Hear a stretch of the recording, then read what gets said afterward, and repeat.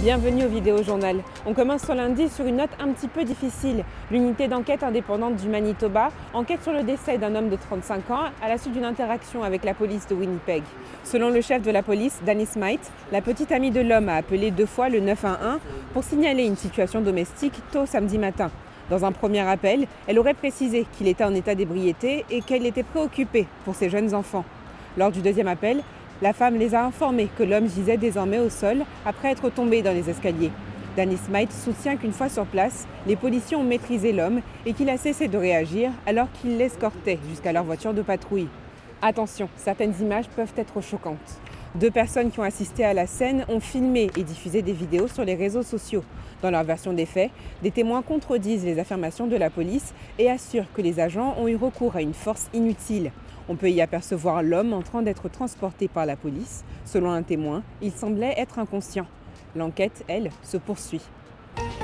Ed was a relentless force for good.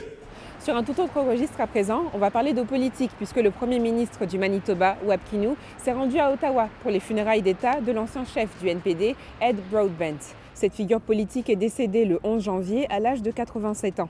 Ed Broadbent a été député pendant plus de 20 ans et a dirigé le NPD durant plus d'une décennie dans les années 1970 et 1980. Les funérailles d'État sont une façon de souligner l'apport de l'homme à la politique canadienne. Des politiciens de toute allégeance ont assisté à la cérémonie. Et on termine ce vidéojournal sur une note un peu plus douce, plus musicale. On rêvait mieux à deux.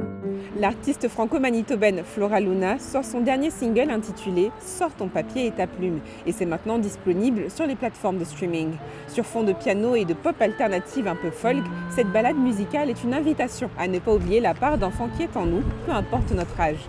De quoi patienter en attendant la sortie officielle de son mini-album qui sera lancé le 6 avril prochain dans la salle Antoine Gaborio du Centre culturel franco-manitobain. Sur ce, passez une agréable semaine. À demain pour un autre vidéojournal. Bye.